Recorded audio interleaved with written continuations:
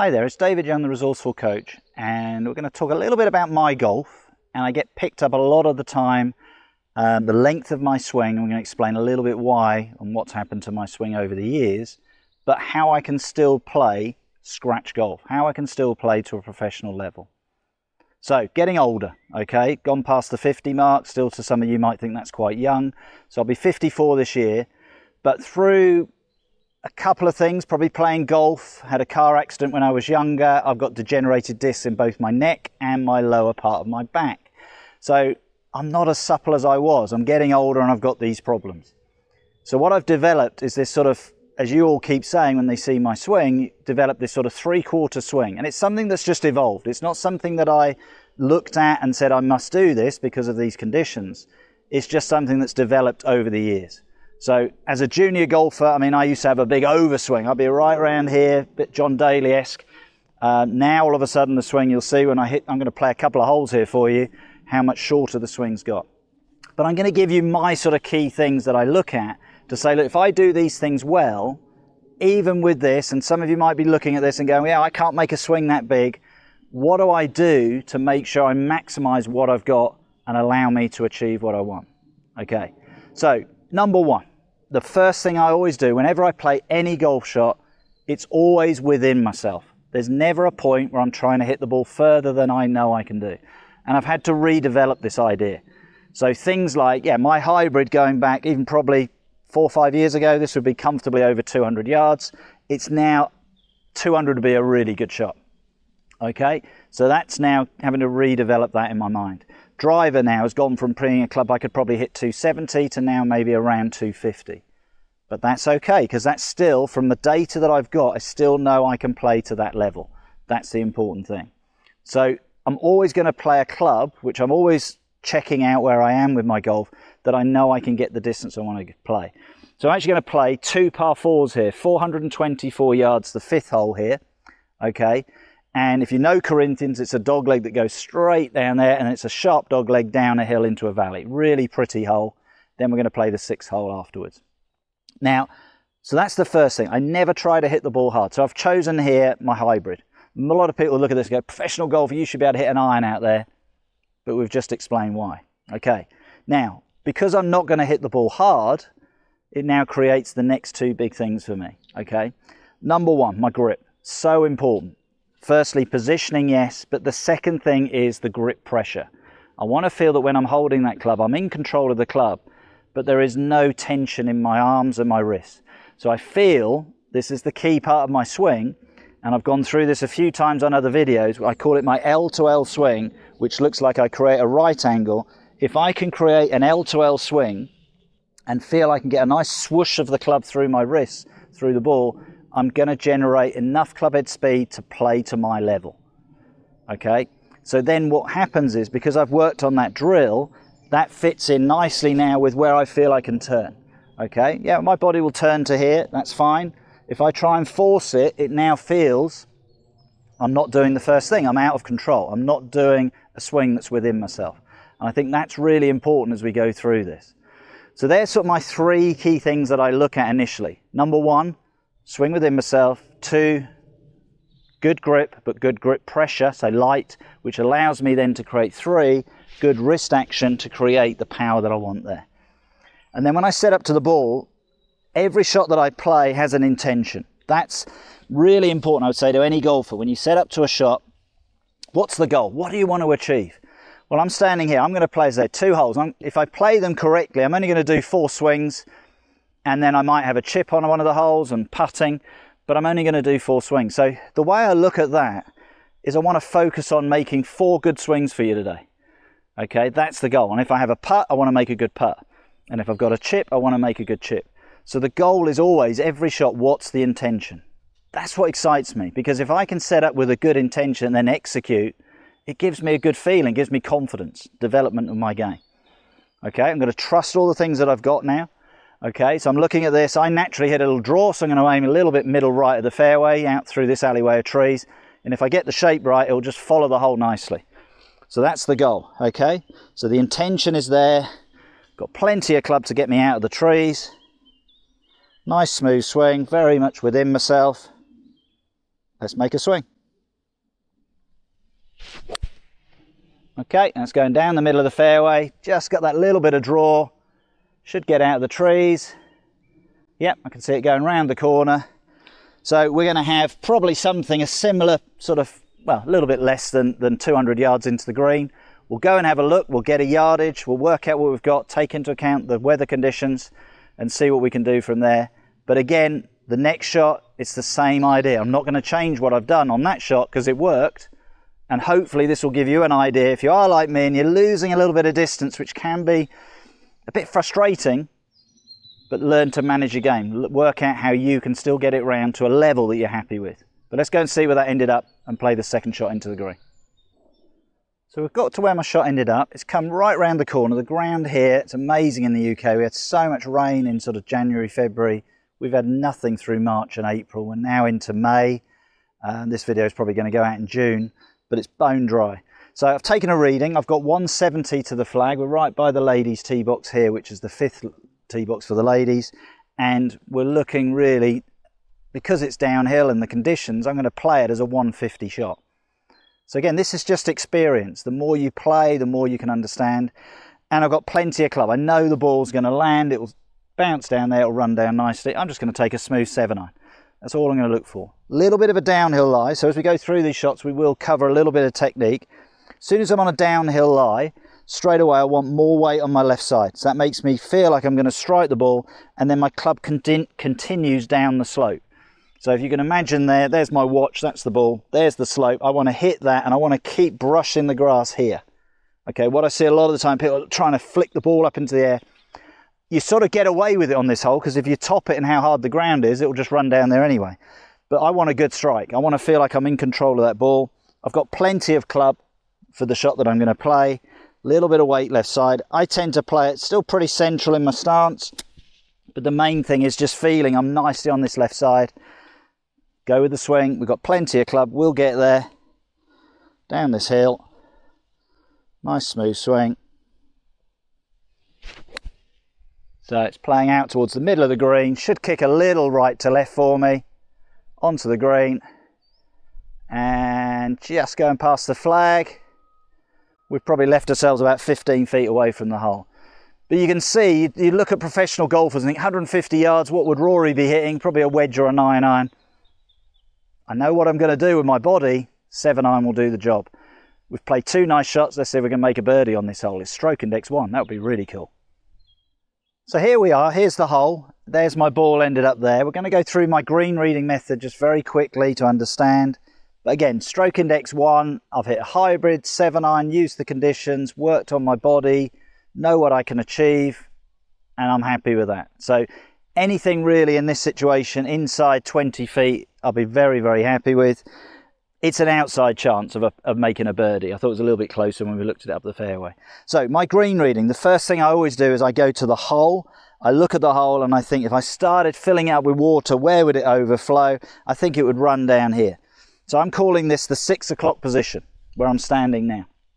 And relative to where I'm standing, 12 o'clock would be there. That would be a straight downhill putt. I'm coming from around about 2 o'clock.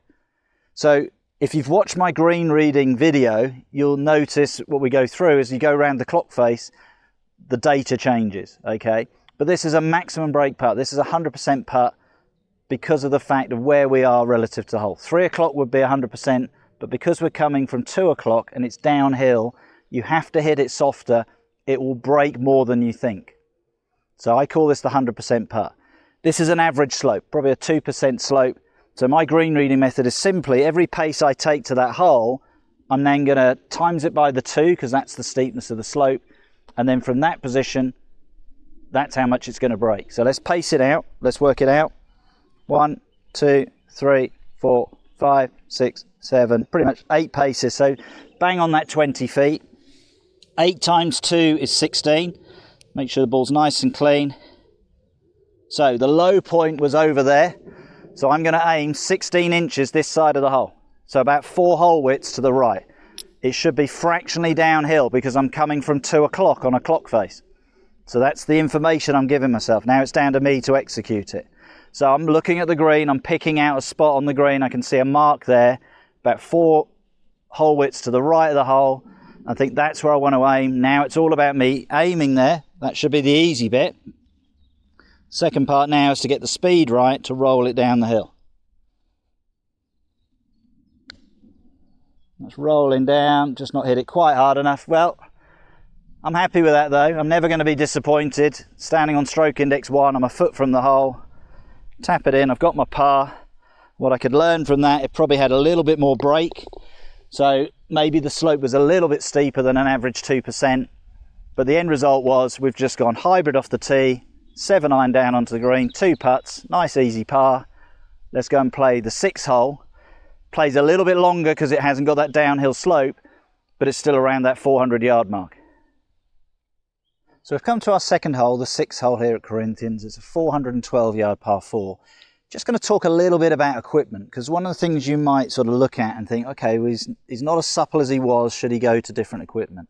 And again, it's something I'm looking at all the time, and I've tried regular shafts because I'm losing a little bit of that sort of whip through the ball. And at the moment, I'm not saying it won't change in the future, I'm still finding the slightly firmer shaft works for me. So at the moment, I'm sticking with my driver. I'm quite happy with it. That's the key thing. But we may be doing a video of this in a couple of years' time, and I might be using something completely different. So that's the thing you need to look at. The 4 resources as the resourceful coach, we're talking about sort of course management, your self-management, we're talking about equipment, and we're talking about your own level that you're playing to, and your technique, and developing all of those things. When they all come together, it's amazing what you do. Now for me, if I've got confidence in a club, I'm going to use it. I'm going to trust it. I'm going to play it. So par 4 here, goes straight down. Again, another dogleg right to left. Sort of suits my eye. Picking out a small target in the distance that I want to hit. Again, I'm looking for a shot here. If I can get it near the 150 markers, that leaves me sort of, I've hit a drive there of 250, 260. That's lovely. But again, just make the swing, see what you get. That's the fun of golf for me. Play the shot, see what you get. Go and find it, have another go.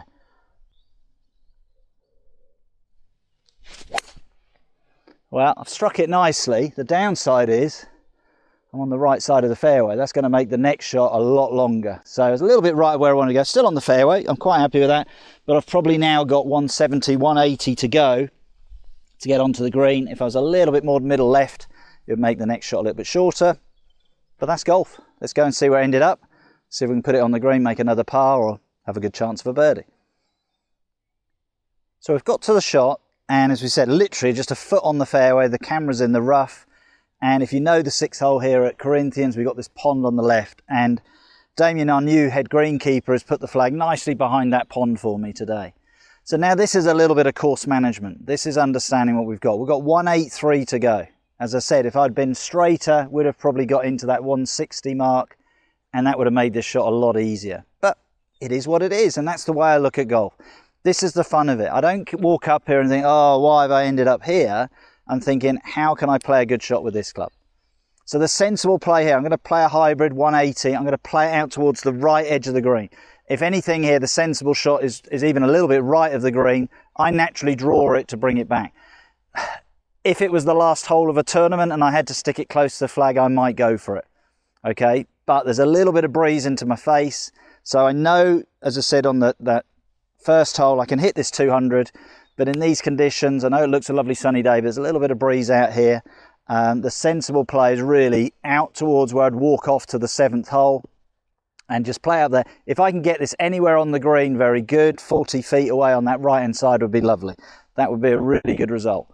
So again, you can see I'm thinking a little bit ahead, course management, where I'd be happy to be. If somebody said to me, you can have a par now, I'd run to the next tee. Okay, so out to the right slightly. Let my natural shape do whatever it's going to do. Let's see what we get. Well, that's a dreadful swing. Okay. Okay, now, that was interesting because what happened there, the very first thing I said to you, and this shows how trouble can get in your head, that wasn't a smooth swing. And you're going to see I'm in the trees on the right, and we're going to go and play it because that's the thing. I always show you where I end up. And for some reason, my brain said, oh, you've got to hit this harder. Well, I'm going to be pin high. I didn't need to hit it harder. But there's sometimes you just get that little man on your shoulder who says, do something different halfway through your swing. It happens. Okay, now, again, very easy for me to get upset, but the way I'm going to look at it, God, if I get a 4 out of here now, that would be amazing. But I'll reset my brain. I'm not expecting a great lie when I go into the trees, see what I get, but that shot now deserves a bogey. But let's not make it worse than that. But if we do get the chance, can we still get a 4 out of this? Let's go down into the trees, see where that ended up. It happens. Let's go and find it. So here's where we ended up. As I said, not the best shot, but let's take some positives from it, okay? Number 1, it could have been worse. I could have gone in the pond, okay? Number 2, we definitely had enough club. We're at the back of the green. Admittedly, I probably caught it a little bit thin, so it would have run on a little bit. But there's some positives there that we can take from that shot. So I know most people don't see that. And then it's the fun of now, can I get this up and down? So looking at the shot that we've got here, we've got around about 25 yards to get to the green. We've got probably 15 yards of flag, so about 45 feet to get to the flag. But the biggest thing I've got to take into consideration is the overhanging trees here. So, but here's a positive. The ground is hard. I know the ball's going to run. So I've just got my 9er. Okay, that will keep me under the limbs of the tree.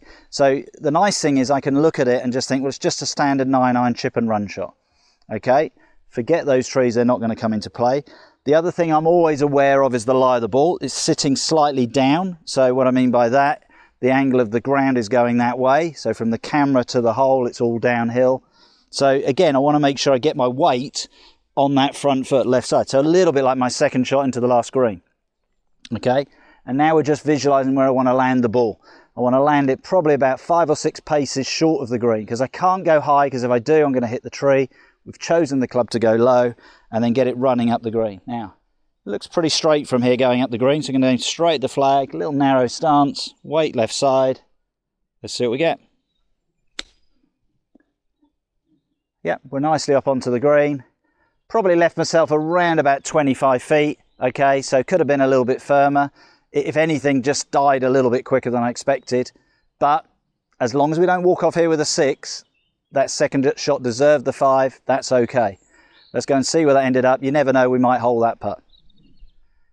So here's where we ended up. Let's mark the ball and go up and read the putt. So again, this is how I would read a putt. I get to my ball, I pick it up. That I can be cleaning as I go along. 1, 2, 3, 4, 5, 6, 7 paces. And this is a funny one. He's put this on a little bit of a ledge. So I think it just falls that way at the end. But I think that's literally the end. So I think it's pretty straight. So I'm just going to go left lip on this putt, because that's 7 paces. It's all uphill. I'm coming pretty close to the 6 o'clock position. Okay. And let's roll it up the hill. Let's see if we can get ourselves out of jail with a putt. Okay. But it's very easy now to be a bit gun-ho, go for it. And before you know it, you 3-putt it. So left lip, up the hill. Roll it up there, nice and positive. Good stroke. Well, we got out of jail, okay. So we got a result there, and this is the important thing. Hopefully what you can see there, I didn't get upset with what happened with the second shot, and even though the third shot wasn't quite as good as I wanted, internally I know that I kept myself calm, and then we hole the sort of 18-footer there to save my par. So you can see how golf is so different. You look at the first hole that we played, I'd say I played that as good as I could play it. Lovely tee shot, 7-iron onto the green about 20 feet away, rolled it up to a foot, tap in, easy par. The next hole, tee shot a little bit pushed, stayed on the fairway. Second shot, maybe in the back of the mind, the water was there, I pushed it out, I lost my rhythm, I lost my timing, but I didn't get upset. You saw the shot then coming under the trees, again wasn't brilliant. And then we've gained it all back really with a nice putt. And that's why, again, if you can stay calm internally when things are not going so well, you never know, the putter might get you out of jail. And because I didn't get too aggressive and think, oh, I've got to make up for it, I was sort of calm in my mind and think, well, okay, the second and third shots deserved a bogey. So let's not make it worse than that. Because of that, I relaxed and hit a really good putt. So hopefully what you can see, as I said, I'm getting a little bit older. The degenerated discs in my neck and my back are making my swing shorter. You can see that 3/4 swing. And we played the first hole exactly how I would like to play golf. The second hole then, I got a little bit rushed. I was trying to do something extra. And because of my capabilities now, you can see how it went a little bit wrong. But fortunately, this got me out of jail today. I hope you've enjoyed those couple of holes. If you are that person losing a little bit of distance, just reassess your game like I have. Work out the equipment if it's working for you. If it still is, stick with it. If it isn't, maybe that's something to look at. But if you did enjoy the video, please share it with your friends, and I look forward to seeing you soon.